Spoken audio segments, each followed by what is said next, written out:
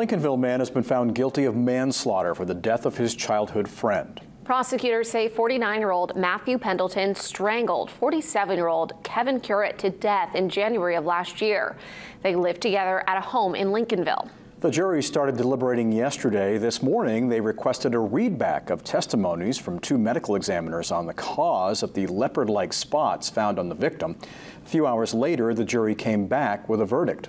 The prosecution says not getting a murder conviction is disappointing. The defense team says it was not the verdict they were hoping for either, but they were pleased with the outcome.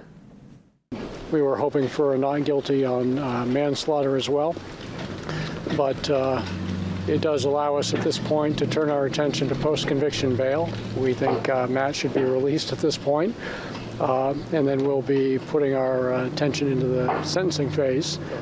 Well, we obviously thought it was a murder case, but we recognized there were some issues that had to be dealt with, and they were fully flushed out at trial. The jury obviously worked very hard at what they did. There's a certain level of disappointment in the outcome, but on the other hand, there was a finding that Mr. Pendleton was responsible for the death of Kevin Currett, so there is satisfaction in that. We'll have a sentencing in the end of March. The jury deliberated for about 8 hours over 2 days.